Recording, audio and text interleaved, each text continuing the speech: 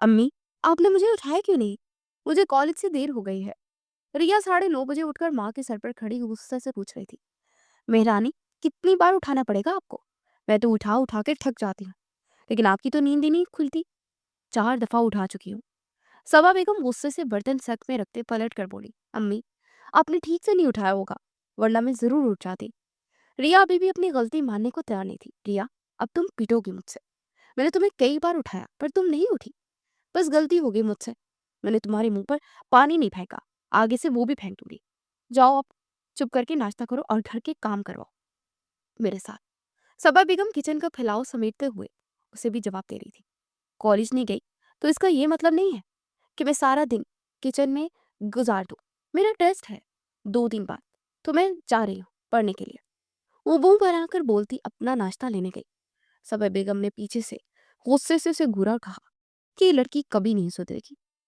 Ahmad house में 2 फैमिलियां आबाद थी। सबसे बड़े साद अहमद और उनसे छोटे उनके भाई उस्मान अहमद। साद अहमद ऊपर वाली पोर्शन में रहते थे। उनके 2 बेटे और एक बेटी थी। सबसे बड़ा सिकंदर, जो कि बैंक में जॉब करता था। उससे छोटा फरिहाद, जो यूनिवर्सिटी के लास्ट ईयर में था। और सबसे छोटी मिनसा, जो फर्स्ट ईयर की स्टूडेंट थी। नीचे वाले पोर्शन में उस्मान अहमद अपनी 2 बेटियों के साथ रहाइश पसीर थे। बड़े वाली रिया सेकंड ईयर में थी और सबसे छोटी वाली रुमाना 9th क्लास में थी। साद अहमद और उस्मान अहमद की बीवियां आपस में बहनी भी थी। दोनों फैमिलीज का आपस में बहुत प्यार था। साद अहमद के वालिद फोत हो चुके थे, अलबत्ता वालदा जिंदा थी और कभी ऊपर तो कभी नीचे दोनों बेटों के पास आती जाती रहती थी। चची जान, मैं शाम को चाचा जान को डॉक्टर के पास लेकर जाऊंगा। मैंने अपॉइंटमेंट ले लिया है, आप इन्हें बता दीजिएगा, 9 बजे का टाइम है। सिकंदर बैंक जाने के लिए जब नीचे आया तो किचन में बर्तन धोती सबा बेगम से बोला, ठीक है बेटा, जीते रहो, अल्लाह तुम्हें ढेरों खुशियां दिखाए, बहुत तरक्की दे। सबा बेगम ने मोहब्बत से उसके शाने पर हाथ फेरते हुए कहा। सिकंदर उनका बहुत ख्याल रखता था। पिछले महीने ही उस्मान अहमद को हार्ट अटैक आया था, जिसके बाद से सब उनका बहुत ख्याल रखते थे। और सिकंदर उन्हें हर 15 दिन के बाद चेकअप के लिए ले जाता था। सबा बेगम उसकी जिम्मेदारियां और तबीयत से बहुत खुश थी। उनके बेटे ना होने की कमी सिकंदर ने पूरी कर दी थी। उन्हें सिकंदर से बहुत मोहब्बत थी। पहले तो वो चुपके से चुपके सिकंदर और रिया को एक करने का ख्वाब देख रही थी, लेकिन बेटी की माँ होकर उन्होंने ये बात अपने दिल में ही दबा रखी थी। वो चाहती थी कि उनकी बहन, बहनोई प्लस जेठ जिठानी, खुद रिया का हाथ उनसे मांगे। उसमें उनका दिल भी खुश होता और उनकी बेटी की इज्जत भी रहती। अभी भी सिकंदर को जाते हुए देखकर उन्होंने दिल ही दिल में दुआ की कि या अल्लाह, इतना अच्छा बच्चा मेरी रिया का नसीब बना दे। रिया बहुत सीधी सादी और कुछ बेवकूफ सी थी। आजकल की लड़कियों वाली चालाकी या पहनना ओढ़ना तो उसमें था ही नहीं। सबा बेगम को उसकी छोटी सी छोटी बात का खुद ख्याल रखना पड़ता और उसे हर चीज खुद समझानी पड़ती। इसलिए वो रिया के लिए बहुत फिक्रमंद रहती थी। न जाने कैसे लोगों में जाएगी, पता नहीं इसका ससुराल कैसा होगा। इससे तो बेहतर है कि यहाँ ये घर में सिकंदर से ही इसकी शादी हो जाए। वो घर में ही सबकी आंखों के साथ आंखों के सामने रहे। जब से उस्मान साहब को हार्ट अटैक हुआ था, उनकी इस दुआ में बहुत शिद्दत आ गई थी। जिस तरह से सिकंदर उनका ख्याल रखता था, उनकी एक एक चीज पर तवज्जो देता था, मगर घर का राशन बिल एक एक चीज उनसे पूछता था। आते जाते बार बार पूछता, किसी चीज की जरूरत तो नहीं है। इस चीज ने उनकी ख्वाहिश को और ज्यादा बढ़ा दिया था। अब देखो वक्त उनकी इस ख्वाहिश को कब पूरा करने वाला था। अम्मी, मेरी दोस्त हया की मंगनी है यार। अम्मी, सब मंगनी कर रहे हैं, मेरी मंगनी कब होगी? वो सब लोग रात को लाउंज में बैठे चाय पी रहे थे। ऊपर से साद अहमद की पूरी फैमिली आई हुई थी। जब अचानक रिया ने सबके सामने कहा तो इस हरकत पर सबा बेगम ने अपना सर पीट लिया, जबकि इसकी बात पर सब हंसते हैं। सब जानते थे कितनी भोली और बेवकूफ सी है। हाँ चाची, जल्दी से रिया की मंगनी करें ताकि हमारे घर में कोई रौनक लगे। मिनसा रिया की तायद करते हुए बोली तो वो खुश हो गई। रिया, जाके खामोशी से चाय के बर्तन धो, मैं तुमसे बाद में बात करती हूँ। सबा बेगम ने उसे घूरते हुए उसे सख्ती से टोका था, तो बुरे बुरे से मुंह बनाते हुए चाय की ट्रे उठाकर किचन की तरफ चली गई। समझ गई अब इसने भी कोई बेवकूफ कर दिया, जिसकी वजह से बाद में अम्मा से डांट मिलेगी। क्या बेवकूफी की तुमने सबके सामने? तुम्हारा दिमाग तो ठीक है ना? इस तरह बोलती है लड़कियां, ऐसे मुंह फाड़ के? अपनी शादी की बात की जाती है क्या? सबके जाते ही उसकी माँ तन फन करते उसके रूम में आई और वो ड्रामा देखती रिया के कंधे पर हाथ मारकर जोर से बोली थी। और उसका उनका गुस्सा सवा नहीं से पड़ता। क्या हो गया अम्मी? मेरी दो दोस्तों की मंगनी हो गई है, बस मेरी नहीं हो रही, इसलिए तो कहा था। रिया मासूमियत से बोली। वो अभी भी अपनी गलती मानने को तैयार ही नहीं थी। क्या करूं मैं तुम्हारी कम अकली का? तुम्हें कब समझ आएगी? लड़कियां अपने मुंह से खुद अपनी शादी की बात नहीं करती, और तुमने तो भाई भाभी के सामने मुझे बेइज्जत करवा दिया। क्या सोचते होंगे ऐसी तरबियत कर रही हूं मैं तुम्हारी? वो बेड पर बैठकर फिक्रमंदी से कहने लगी। आपने मुझे कब बताया था लड़कियां अपने मुंह से शादी की बात नहीं करती? रिया ने हैरत से कहा। तो उसकी माँ ने गुस्से से अपना सर पीट लिया। या अल्लाह रिया, क्या अब तुम्हें सर सब छोटी छोटी बातें समझाओ मैं? तुम्हारा अपना दिमाग नहीं है क्या? सबा बेगम उसके सर पर हाथ मारकर बोली। अम्मी, आप तो बात बात पर मुझे ही डांटती हैं बस। आपको हर बात में मेरी गलती नजर आती है। क्या हो गया अगर मैंने अपनी शादी का पूछ लिया तो? इसमें बुरा मानने वाली क्या बात है? अब खाला अम्मी और खालू भी तो बैठे थे ना, तो मेरा क्या कसूर? वो डिटाई से बोली। उसे कुछ भी समझाना बेकार था, क्योंकि वो समझना ही नहीं चाहती थी। जाओ, चुपचाप जाकर ना बर्तन धो रात के। उन्होंने तब कर कहा। उन्हें तो समझ ही नहीं आती थी कि इस लड़की का आखिर क्या होगा। आपको सिर्फ एक चीज पता है कि मुझे हर वक्त कोई ना कोई काम बताना है। बाकी आप मेरी किसी बात पर ना तवज्जो देती है और ना आपको मेरी कोई फिक्र होती है। लोगों की माएँ तो कैसे बेटियों के रिश्ते ढूंढती है, और एक मेरी माँ है। सफाई कर लो, बर्तन धो लो, रोटियां बना लो, बस मुझसे यही करवाती रहती है। वो मुंह खोल के बोलते हुए पैर पटक कर बाहर चले गई। पीछे सबा बेगम सर पकड़कर बैठ गई। कुछ नहीं हो सकता इस लड़की का, एक नंबर की कामचोर है। इसकी चलती जुबान देखकर अब तो मुझे फिक्र हो रही है, बाजी इसका रिश्ता लेंगी भी या नहीं। कब अकल समझ के इसे नजरअंदाज करके कहीं बाहर ही न लड़की ढूंढने की लग जाए। अब उन्हें नई फिक्र हो गई थी और वो बैठकर अपने रोज दोहराने वाली दुआ दोबारा दोहराने लगी। या अल्लाह, रिया और सिकंदर को एक कर दे, मेरी बच्ची का नसीब खोल दे मालिक। वो जोरों शोर से दुआएं मांगने लगी थी। दादो, आप आ गई? मैंने आपको बहुत याद किया। रिया दादी के गले में बाहें डालकर उनसे लिपटते हुए बोली। रहने दे अपी, तुम्हें वह वहां कैसे दादू की याद आती है? वो तो अम्मी ने तुम्हें जब जब डांटा तब तब तुम्हें दादू का ख्याल आता था, वरना तो तुम कहाँ दादू को याद करती।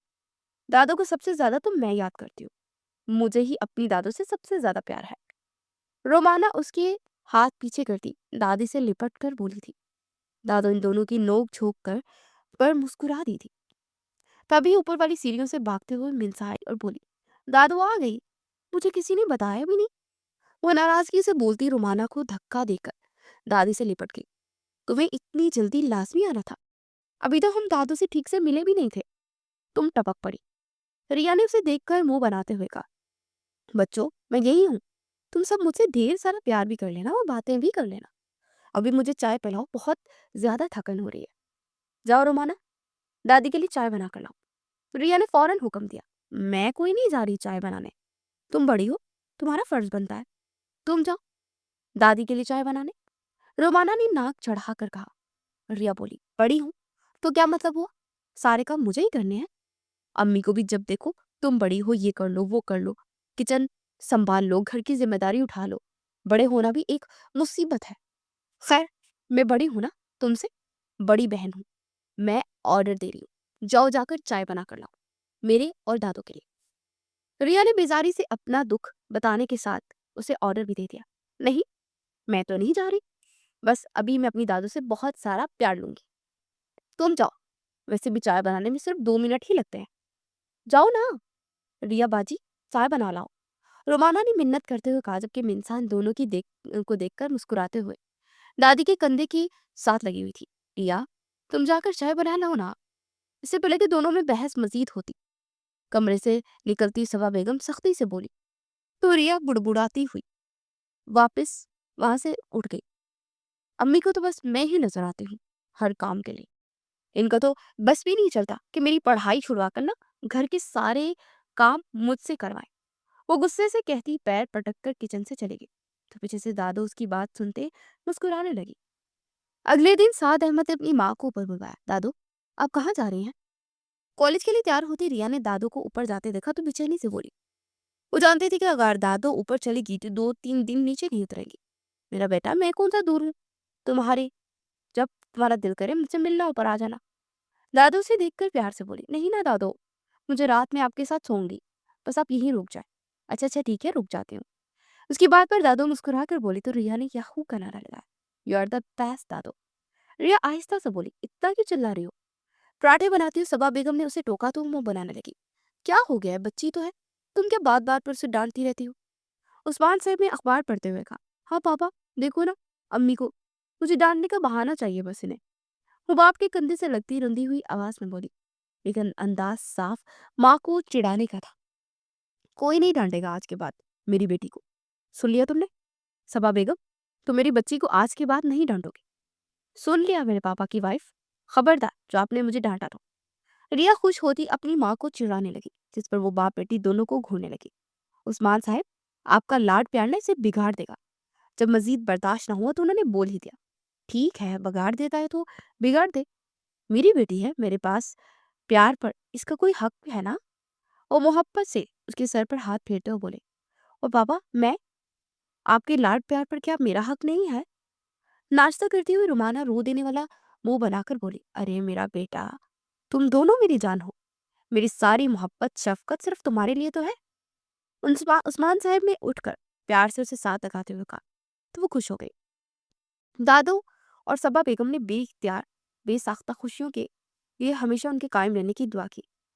जब रिया कॉलेज से आई तो दादो कमरे में नहीं थी। दादो, दादो अम्मी कहाँ है कि नजर नहीं आ रही? रिया ने रोटियां बनाते अपनी अम्मी से पूछा। वो ऊपर बाजी की तरफ गई है। क्या? लेकिन मैंने कहा था दादो यहीं रहेंगी। उन्होंने भी कहा था कि वो नहीं जाएंगी, फिर वो क्यों चली गई? क्या हो गया रिया, आ जाएंगी ना। बाजी का घर कौन सा दूर है जो तुम इतने परेशान हो रही हो? बस, मैं अब उनसे नाराज हूँ, मैं उनसे अब बात भी नहीं करूंगी। आप इनको बता देना। रिया पैर पटक कर गुस्से से अपने कमरे में चली गई। शाम 5 बजे ही ऊपर सब नीचे आ गए थे। ऊपर से सब और उस्मान, आज लड़के वालों की तरफ से तुम्हारी रिया का सिकंदर के लिए हाथ मांगने आई हूँ। ऊपर वाले पोर्शन से शाम को सब नीचे आए तो दादी ने खुश होते हुए कहा। उस्मान साहब तो जैसे हैरत सजा रह गए, जबकि सास की बात सुनती सबा बेगम पर शादी मर्द की कैफियत तारी हो गई।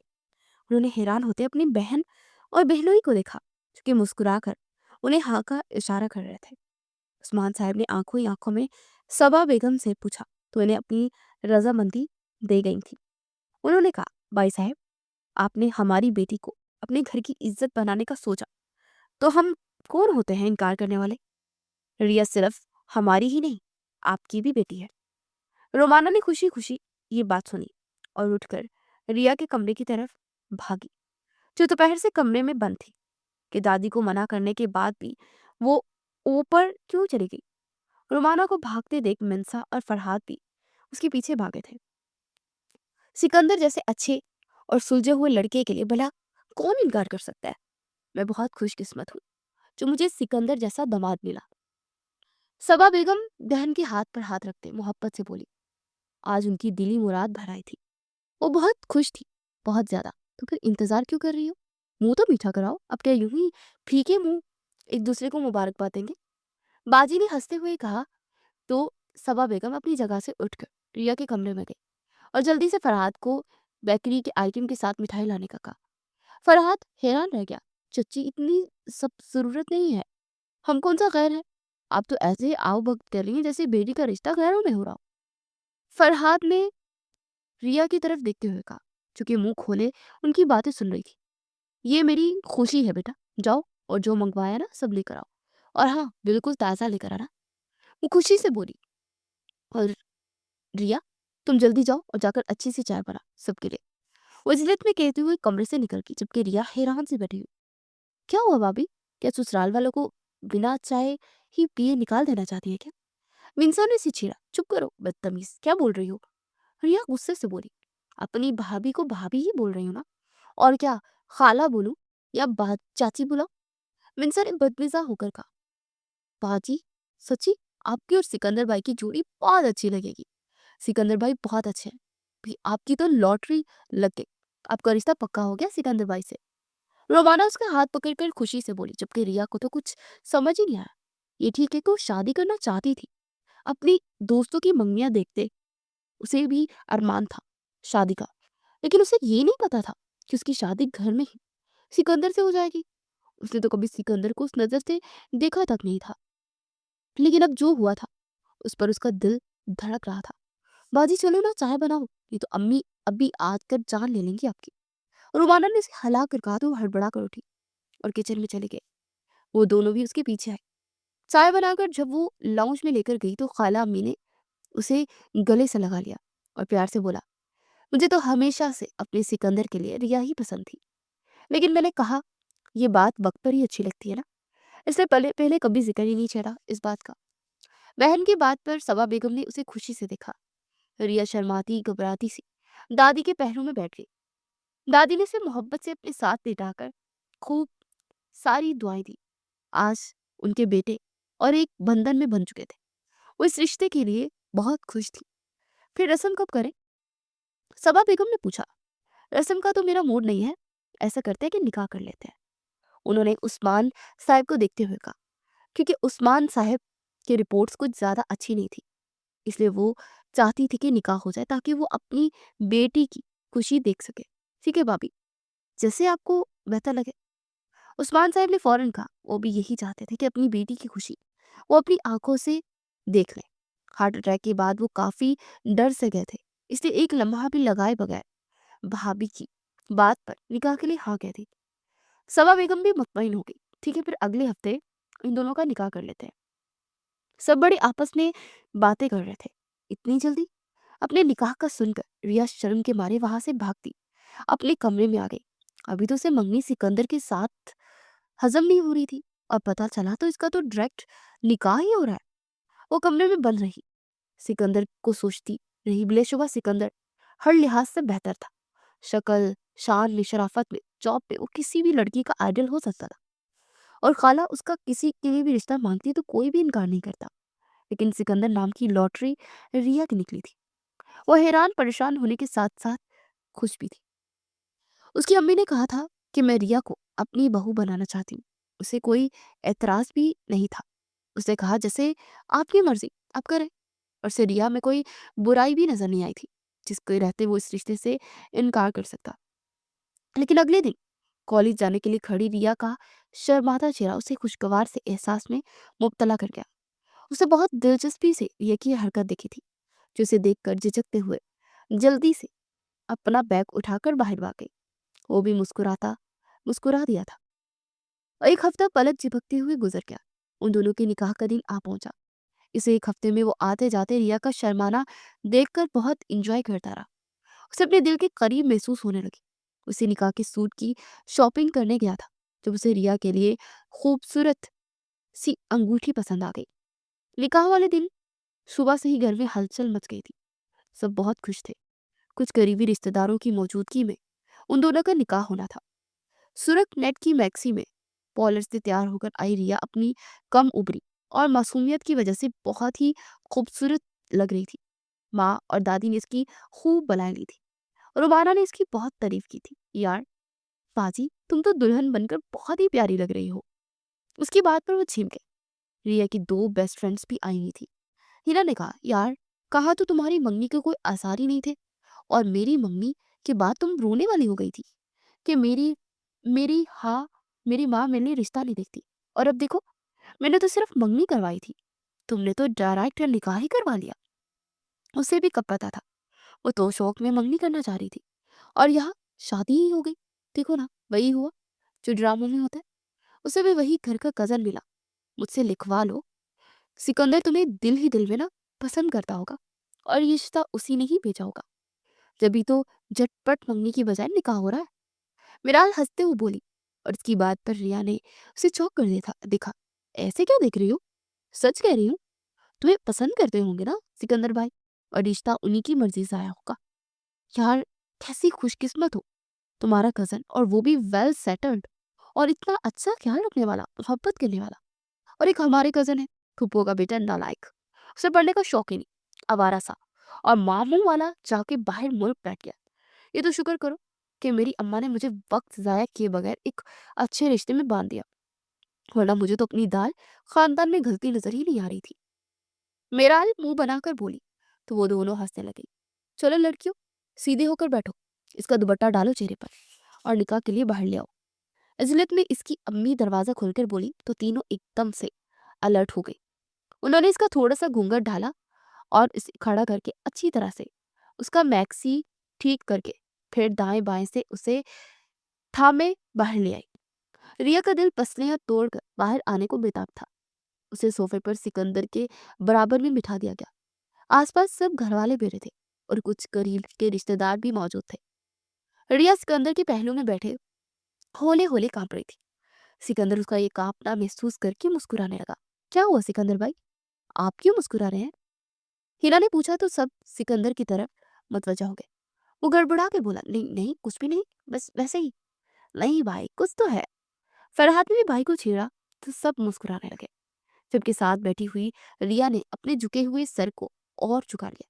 चलो बच्चों, अब मेरे बेटे को ना छेड़ना बंद करो और निकाह की रस्म अदा करते हैं। दादू ने प्यार से रिया को अपने साथ लगा कर कहा तो उसकी आंखों में आंसू आ गए। कुछ ही देर में निकाह की रस्म अदा की गई और घर की खवातीन मेहमानों के लिए खाना लगाने चली गई। जाओ बच्चों, इसे कमरे में ले जाओ।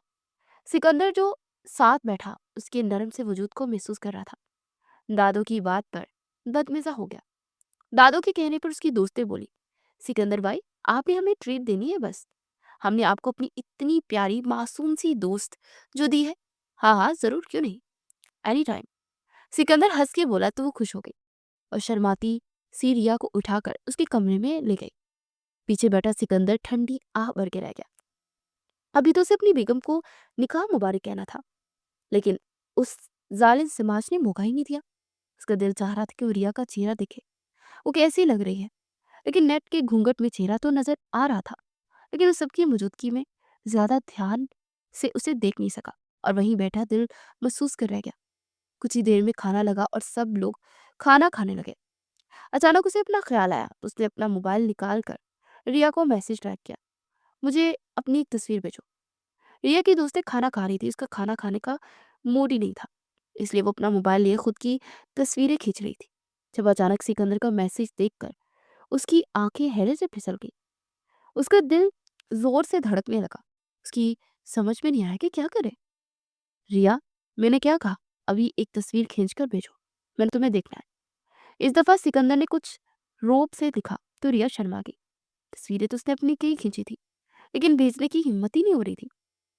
शौहर की इतनी सी बात भी नहीं मानोगी? मैं दादू से ना तुम्हारी शिकायत लगाऊंगा। 1 मिनट के बाद तीसरा मैसेज आया। रिया ने घबरा के फौरन अपनी एक तस्वीर भेज दी जो इसने अभी अभी खींची थी और फिर धड़कते दिल के साथ सिकंदर के जवाब का इंतजार करने लगी। माशाल्लाह बहुत प्यारी लग रही हो, काश मैं तुम्हें करीब से देख सकता। सिकंदर के अगले मैसेज ने उसके हाथ पांव फुला दिए। अब यहाँ नहीं है, आना सिकंदर था। हड़बड़ाहट में रिया ने भाई लिखने से खुद को रोका और मैसेज डिलीट करने लगी। गलती से सेंड हो गया, वो मैंने गलती से आपको भाई लिख दिया। उससे निकाह को तो कुछ नहीं होगा ना? मैसेज सेंड होते ही उसने डरते हुए लिख दिया। दूसरी तरफ सिकंदर सामने रखे खाने को भूले उससे चैटिंग करने में मसरूफ था। भाई वाला मैसेज पढ़ के वो जोर से हंसने हंसने पर इर्द गिर्द लोग उसे देखने लगे तो शर्मिंदा सा हो गया और संभल कर जवाब दिया, मुझे तो नहीं पता, मैं किसी मौलवी से पूछकर रात को 10 बजे बताऊंगा।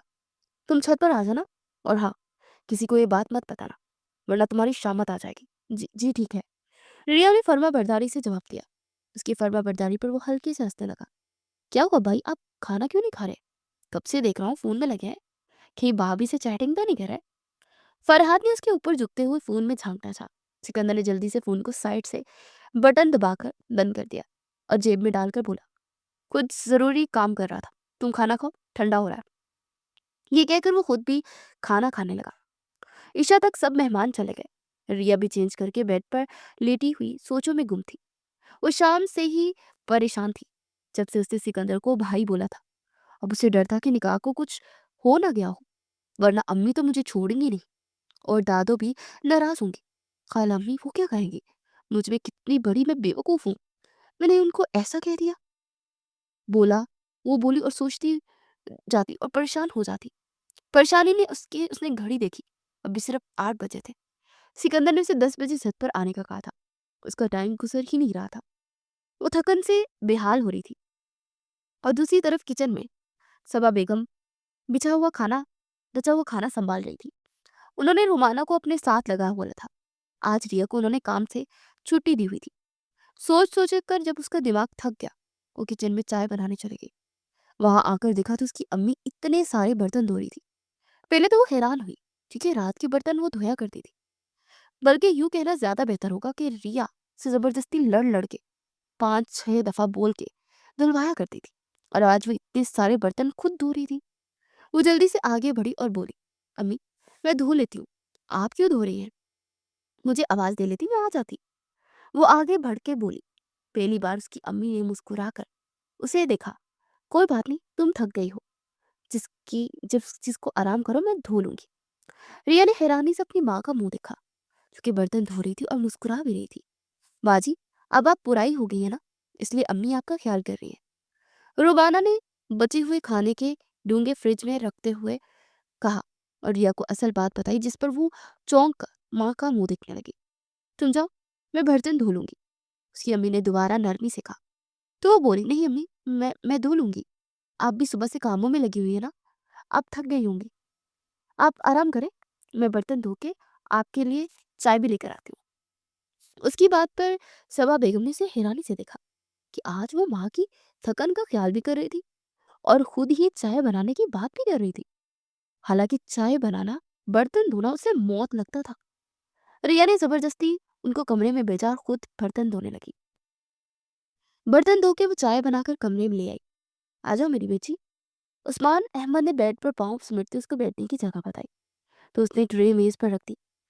उसकी जो अम्मी कपड़े तय करके अलमारी में रख रही थी, उन्होंने एक नजर रिया को देखा और मुस्कुरा कर बोले, रुमाना को भी बुला लो, वो अपनी अपनी चाय लेकर यहीं आ जाए। आज रात वो दोनों बेटियों के साथ इस पल को एंजॉय करना चाहती थी। रिया जल्दी से जाकर रुमाना को बुला ले, जो टीवी लगा के बैठी थी। वो भी अपनी चाय का एक एक कप उठाए माँ बाप के कमरे में आ गई। काफी देर वो लोग रिया और रुमाना की बचपन की बातें करते रहे। माजी की बातों के दौरान उन्होंने चाय खत्म की। कॉफी खत्म हो गई है, जाओ तुम दोनों सो जाओ, सबा बेगम ने कहा। तो वो दोनों पहने उठकर अपने मुश्तरका कमरे में आ गई। रिया ने घड़ी देखी तो 10 बजने वाले थे। उसे रुमाना की तरह देखा, जो टीवी खोले कोई प्रोग्राम देख रही थी। वो 2 मिनट परेशानी से उसे देखती रही, फिर खामोशी से और कमरे से बाहर निकल गई और दबे पांव चलते हुए छत पर आ गई। सामने सिकंदर खड़ा था।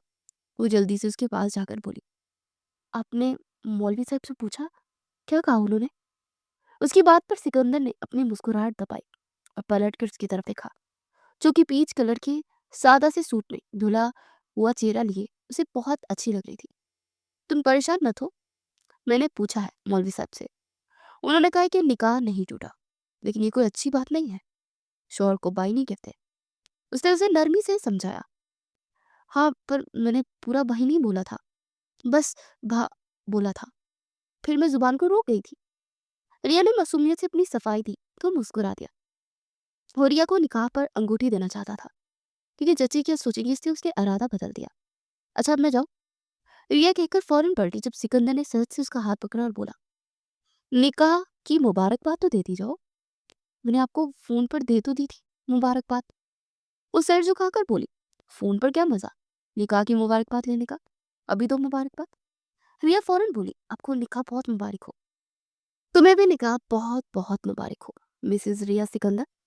सिकंदर ने अचानक उसे गले से लगाकर मुबारकबाद दी, तो अपनी जगह जैसे साकित रह गई। उसमें हिलने की हिम्मत ही नहीं थी। सिकंदर ने इसे छोड़कर उसका चेहरा देखा, जो कि शर्म से सुर्ख हो रहा था, और वो अपनी जगह जमी खड़ी थी। अब जाओ, इससे पहले कि कोई तुम्हें यहाँ देख ले। सिकंदर ने उसके कंधा हिलाकर से होश दिलाया, तो वो धड़कते दिल के साथ भागती हुई नीचे उतर गई। पीछे खड़ा सिकंदर मुस्कुराते उसे देखता रह गया। रिया के मामू की बेटी फातिमा की शादी का कार्ड आया था। सब बहुत पुरजोश थे शादी में जाने के लिए। शाम को सब लोग सबा बेगम के लाउंज में बैठे शादी में दे देने वाले गिफ्ट तय कर रहे थे। सब अचानक रिया ने आकर सबके सर पर बम फोड़ा। खाला, आपके बेटे ने रुश्ते से पहले मुझे माँ बना दिया, मैं सबको क्या मुंह दिखाऊंगी?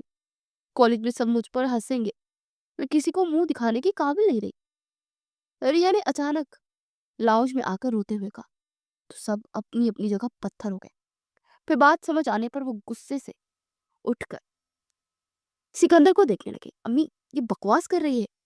इसकी बात पर खुद सिकंदर की सिटी गुम हो गई, लेकिन फिर भी वो अपनी सफाई में बोला, क्योंकि घर वाले उसे जिन निगाहों से देख रहे थे ना, उसका दिल चाह रहा था कि डूब कर मर जाए और सामने खड़ी रिया का गला ही दबा दे कि कैसी घटिया इल्जाम लगा रही थी इसके ऊपर। सिकंदर बेटा, तुमने मेरा मान तोड़ दिया। सवा बेगम सोफे पर गिरते हुए बोली।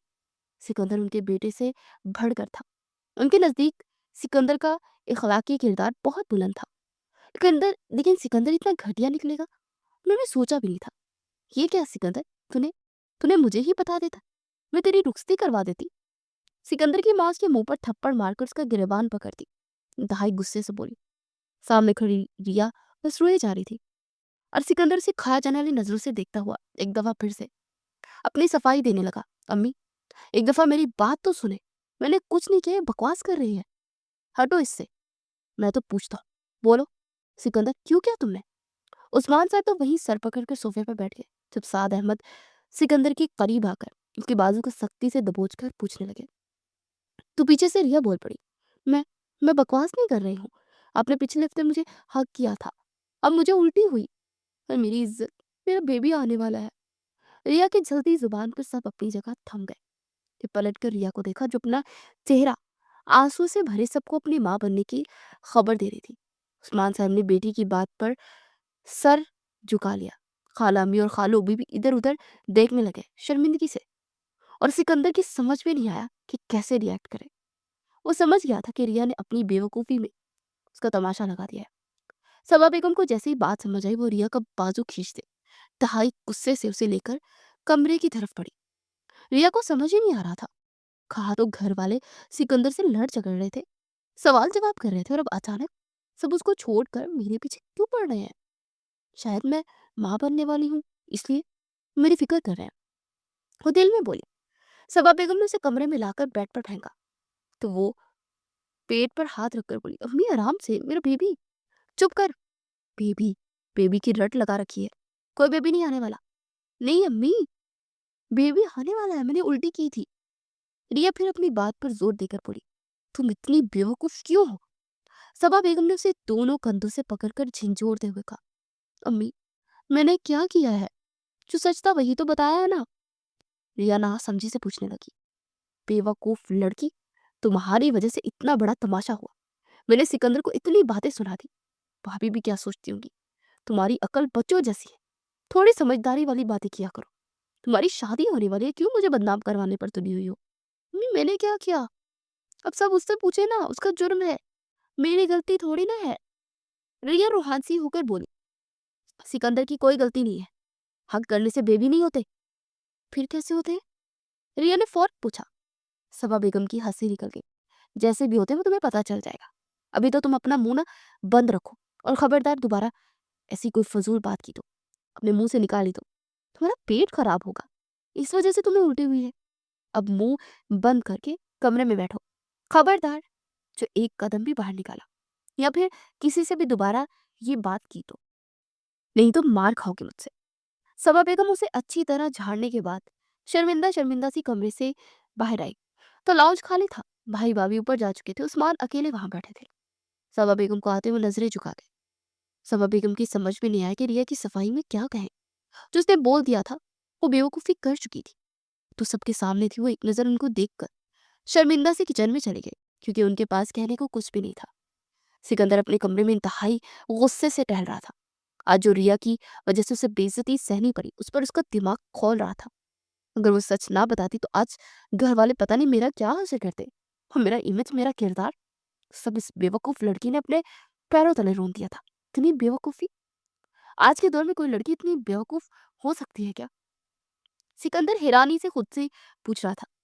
सुबह जब वो नाश्ता कर रही थी, सिकंदर खामोशी से सीढ़ियों से उतरा और ऑफिस चला गया।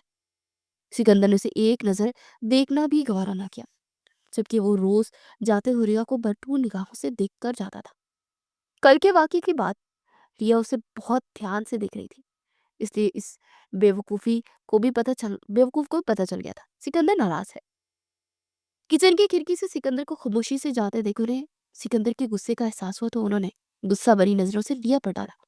दिल तो चाह रहा था कि खींच कर एक थप्पड़ रसीद करे इस बेवकूफ लड़की को। फिर वो खुद पर काबू पाती रिया के पास आई और बोली, रिया, मेरी बात ना ध्यान से सुनो। हक करने से बेबी नहीं होते। तुमने सिकंदर से पर गलत इल्जाम लगाया है। वो तुम्हारी वजह से घर वालों ने उसके साथ कितना बुरा सलूक किया। मैंने भी उसे कितनी बातें सुनाई। इस सब के लिए तुम्हें तुम्हें सिकंदर से माफी मांगनी चाहिए। मम्मी, मैं कैसे सॉरी बोलूंगी? तुम ऐसा करो, उसे मैसेज कर दो सॉरी का।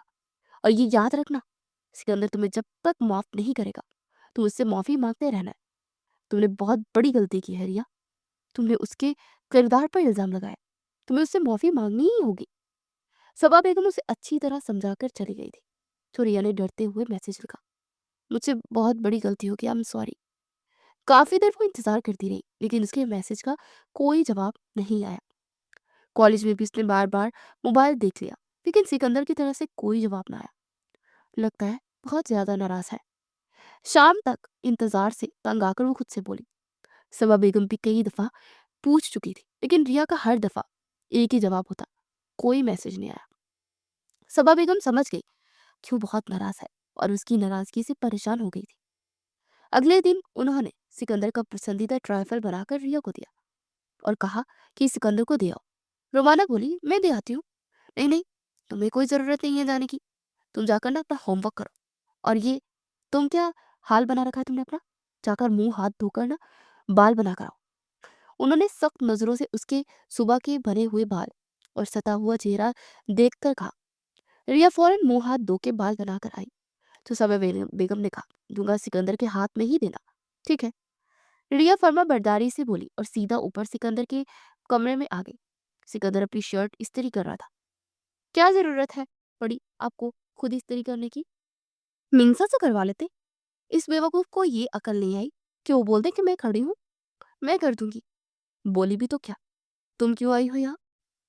चौंक कर उसे देखता हुआ संजीदगी से पूछने लगा, वो अम्मी ने आपके लिए ट्रैफल भेजा है, आपको पसंद है ना? रिया ने आहिस्ता से कहा, ठीक है, फ्रिज में रख दो और जाओ यहाँ से। वो इस्त्री करते हुए बोला। रिया कुछ देर उसे देखती रही जिसका अंदाज बहुत रूखा था लेकिन फिर सर झटक कर ट्राइफल फ्रिज में रखकर वापस आ गई। क्या हुआ, किसको दिया? सबा बेगम ने उसे बेताबी से पूछा। सिकंदर को दिया, उसने कहा फ्रिज में रख दो, मैं बाद में खा लूंगा। अच्छा, और क्या कहा उसने? उन्होंने बेचैनी से पूछा। कुछ भी नहीं, वो तो अपने कपड़े इस्त्री कर रहा था। तो बेवकूफ लड़की, उससे कहती ना कि मैं इस्त्री कर दूंगी। मैंने कहा आप मिंसा से करवा लेते, खुद क्यों कर रहे हैं? पर उन्होंने कोई जवाब ही नहीं दिया। रिया सादगी से बोली, तुम्हें कब अक्ल आएगी रिया, तुम्हारा कुछ नहीं हो सकता। सबा बेगम गुस्से से बोलकर उसे घूरते अपने कमरे में चलेगी। एक तो पता नहीं अम्मी को हर बात मुझ पे क्यों शिकायत होती है। रिया मुंह बसोर कर बोली और पैर पटकती अपने कमरे में चली गई। सबा बेगम का प्लान फेल हो गया तो उन्होंने सोचा शादी में रिया को अच्छा सा तैयार करवा रखूंगी तो सिकंदर यकीनन मान जाएगा। ये सोचकर उन्होंने रिया की भरपूर तैयारी की, अपनी तरफ से किसी चीज की कमी नहीं रखी। सब लोग शादी से 3 दिन पहले जा रहे थे। जब सिकंदर ने कहा कि उसे छुट्टी नहीं मिल रही, वो मेहंदी वाले दिन आएगा, उसकी बात पर सबा बेगम का मुंह तर गया। उन्हें लग रहा था कि वो शायद नाराजगी की वजह से शादी में ना आए। बहरहाल वो क्या कर सकती थी, उन्हें जाना था। वो सब लोग 3 दिन पहले ही चले गए। वहां जाकर सब उनसे बहुत प्यार से मिले और गर्मजोशी से उनका इस्तकबाल हुआ। शादी वाले घर का हंगामा और चहल पहल भी सबा बेगम के अंदर जमी हुई उदासी और परेशानी को खत्म न कर सकी। वो बेचारी से इस मंदिर की सिकंदर की आमद की मुंतजिर थी, जबकि रिया हंसती मजाक में शादी के मंगा में मसरूफ थी। उसे कोई खास फिक्र ही नहीं थी सिकंदर की नाराजगी की। इसीलिए तो सबा बेगम उसे बेवकूफ कहती थी। उसे ये अंदाजा ही नहीं था कि उसका शौहर उससे नाराज है और उसके अपने शौहर को मनाना उसे चाहिए, जबकि वो नाचते गाने और मिले हल्ले गुल्ले में मसरूफ थी। मेहंदी वाले दिन सबा बेगम सुबह से इंतजार कर रही थी और दोपहर को सिकंदर वहां पहुंच गया। उसे देखकर सबा बेगम बहुत खुश हुई। फौरन जाकर उसका हाल अहवाल पूछा। सिकंदर ने भी नरमी से जवाब देकर उन्हें अपना हाल बताया। दोपहर के 3:30 बजे घर में सब लोग खाना खा चुके थे और मेहंदी की तैयारियों में मसरूफ थे। सबा बेगम फौरन रिया को लेकर किचन में पहुंची। खाना गरम किया और रिया के हाथ में देकर बोली, जाओ ऊपर वाले कमरे में सिकंदर होगा, उसे खाना देकर आओ। और हाँ, आराम से, चंद मिनट वहां रुक कर पूछ लेना, किसी किसी चीज की जरूरत तो नहीं है। सबा बेगम ने अच्छे से उसे ताकीद की तो रिया सर हिलाती किचन से निकलकर ऊपर आ गई और एकदम से कमरे का दरवाजा खोलकर अंदर दाखिल हुई। सामने सिकंदर बैग से कपड़े निकालकर नहाने जा रहा था। सफर के गिर्द की वजह से रिया ने उसे देखकर सलाम किया और खाने की ट्रे टेबल पर रखी। सिकंदर ने आज उसे 3-4 दिन के बाद देखा था। पीच कलर के फ्रॉक में वो लापरवाही से गले में दुपट्टा डाले अपने घुंघरियाले बालों को ढीले से अंदाज में कैचे में कैद की सादगी में भी उसे बहुत अच्छी लगी। वो भरपूर नजरों से उसकी तरफ देख रहा था, फिर जाकर सोफे पर बैठा और खाना खाने लगा। उसे बहुत भूख लग रही थी। वो भी नहाने के बाद खाना मंगवाने ही वाला था कि रिया खाना ले आई थी। उसे अच्छा लगा कि रिया ने उसकी फिक्र की। 2 नवाले लेने के बाद उसने रिया को देखा जो कि अपनी जगह जमी हुई खड़ी थी और उसे ही देख रही थी। उसके देखने पर फौरन बोली, आपको कुछ और चाहिए तो बता दे, मैं ला देती हूँ। नहीं, कुछ नहीं चाहिए, सिकंदर ने कुछ सख्ती से कहा तो जल्दी से कमरे से बाहर निकल गई कि सिकंदर को उस पर बहुत गुस्सा आया। वो तो समझ रहा था कि वो माजरत करेगी अपनी बेवकूफ़ी पर, के लिए उसे मनाएगी, लेकिन वो बोली भी तो क्या, कुछ और चाहिए तो बता दे। ताही बेवकूफ़ लड़की है। ये सिकंदर बुड़बुड़ाते हुए खाना खाने लगा। रात मेहंदी का फंक्शन शुरू हुआ। सब लोग तैयार होकर इधर उधर फिर रहे थे। लड़कियां भी जर्क बर्क लिबास में सजी सवरी कह लगा रही थी। सिकंदर ने इधर उधर नजर दौड़ाई कि मेरी वाली को देखूं वो कैसी लग रही है, लेकिन उसकी निगाह खाली लौट आई क्योंकि रिया वहां थी ही नहीं। रस्म शुरू हो गई। फातिमा के माँ बाप के बाद चाचा चाची फूफा फूफी सब रस्म करने लगे। सिकंदर इधर उधर देख रहा था, लेकिन रिया कहीं नजर नहीं आ रही थी। कुछ देर बाद से रिया आती हुई नजर आई। ब्लू, येलो और ग्रीन कलर के लहंगे में बालों को खुला छोड़े, हाथों में गजरे और चूड़ियां पहने खूबसूरत सा मेकअप किए वो सिकंदर को सीधा अपने दिल में उतरती हुई महसूस हो रही थी। रस्में शुरू हो चुकी थी, इसलिए वो भागने वाले अंदाज में आ रही थी। वो भी आकर सबके साथ टेबल के गिर्द बैठ गई। उसके और सिकंदर के बीच में थोड़ा सा ही फासला था। सिकंदर ने उसे और ध्यान से देखा। वो उसे बहुत प्यारी लग रही थी। उसे मीठी मीठी नजरों से देख रहा था, लेकिन उसे ये नहीं पता था कि उसकी सासू माँ उसकी इस हरकत पर वारी सदके जा रही थी। मुझे यकीन था रिया की ये तैयारी जरूर तुम्हारे दिल पर असर करेगी।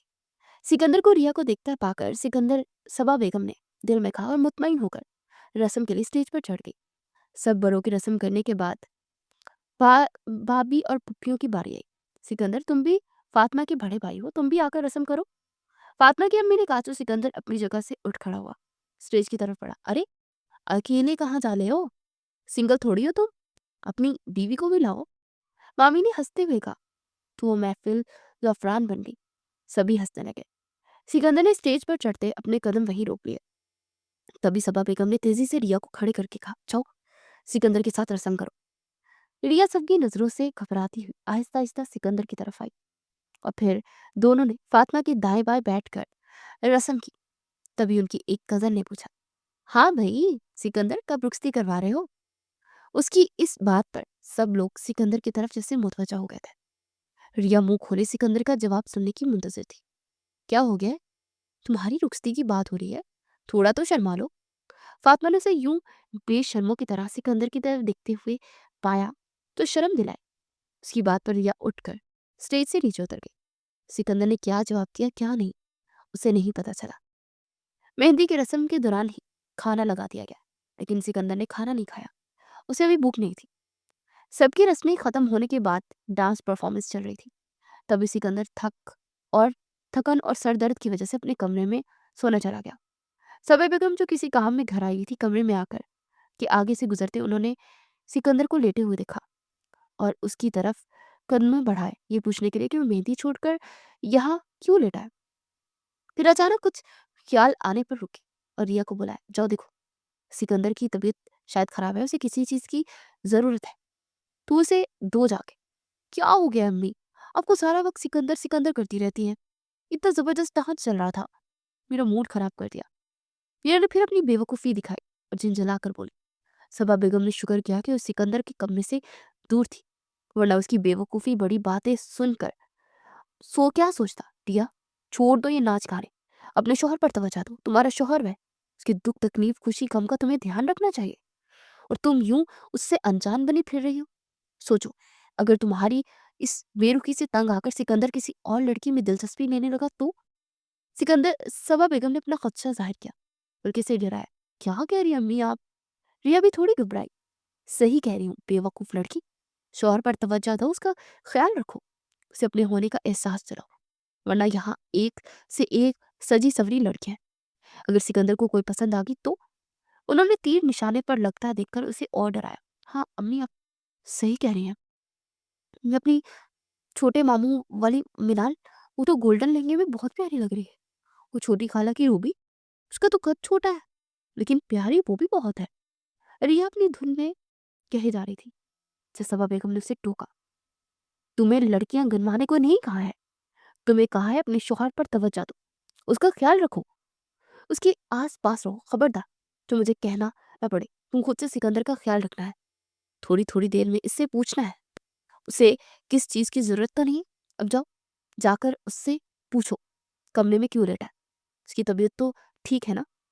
सबा बेगम ने उसे सख्ती से कहा, और फिर वो घर के बाहर लॉन में चली गई, जहां मेहंदी का इंतजाम था। रिया माँ की बातों को जहन में लिए हुए दोबारा से सिकंदर के पास आई। आपकी तबीयत तो ठीक है ना? आप मेहंदी छोड़कर यहाँ क्यों आ गए हैं? आपको पता है बाहर कितना अच्छा डांस हो रहा है? वो बेड पर लेटे सिकंदर के पास आकर बोली। सिकंदर उसे देख कर रह गया।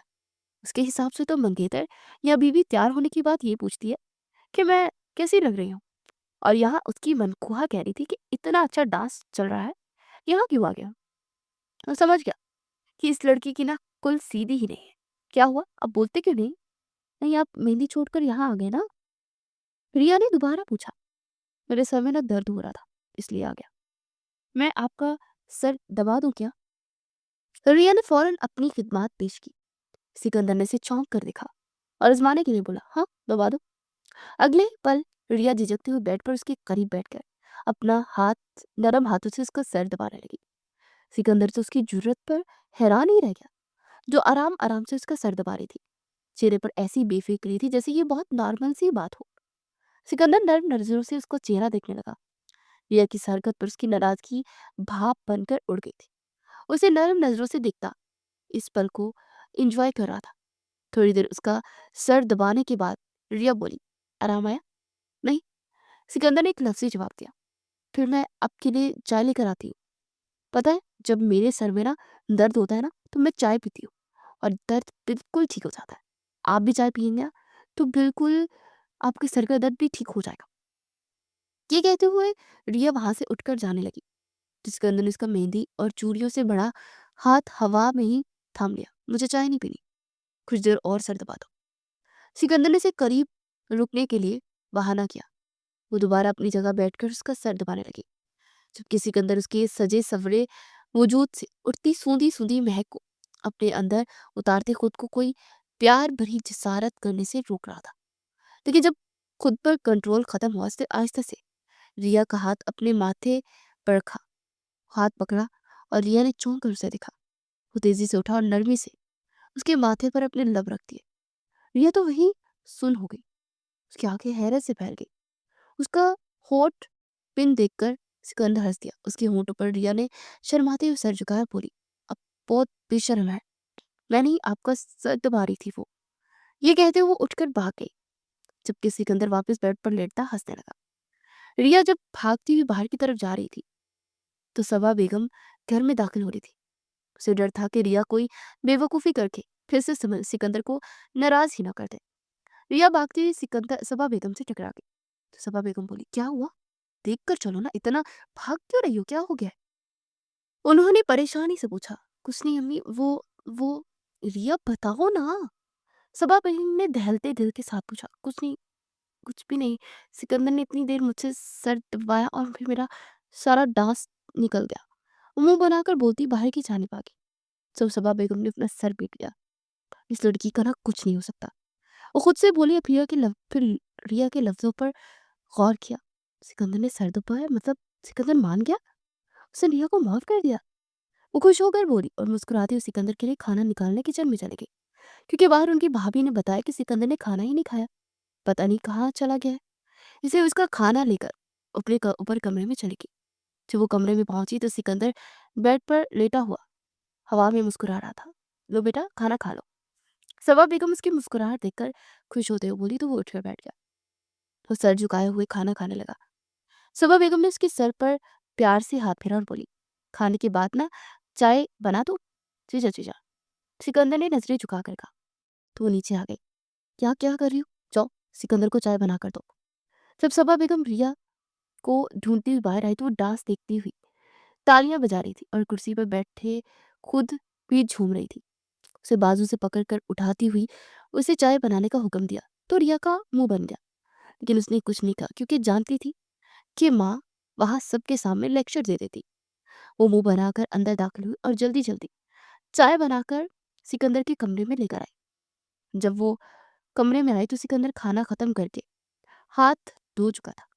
ये आपके लिए चाय लेकर आई हूँ, रिया ने कहा। तो सिकंदर ने उसका झुका हुआ सर देखा और मुस्कुराते हुए उसके हाथ से चाय ले ली। फिर बोला, बैठो। रिया वहीं कुर्सी पर बैठ गई। तुमने मुझसे पूछा नहीं कि मैं कैसी लग रही हूँ? सिकंदर ने कहा। हाँ, मुझे तो ख्याल ही नहीं आया मैं आपसे पूछूं मैं कैसी लग रही हूँ। जैसे ड्रामे में हीरोइन तैयार होकर होने के बाद हीरो से पूछती है ना कि मैं कैसी लग रही हूँ। अब देखे ना मैं कैसी लग रही हूँ। रिया एकदम पुरजोश होकर खड़ी हुई और घूम घूम कर गोल गोल घूम कर उसे पूछने लगी। सिकंदर ने चाय का कप साइड पर रखा और उठकर उसके करीब आया। फिर उसके दोनों हाथ पकड़ कर बोला, बहुत ज्यादा खूबसूरत लग रही हो और बिल्कुल आसमान से उतरी हूर की तरह। उसने दिल से तारीफ की। सच्ची?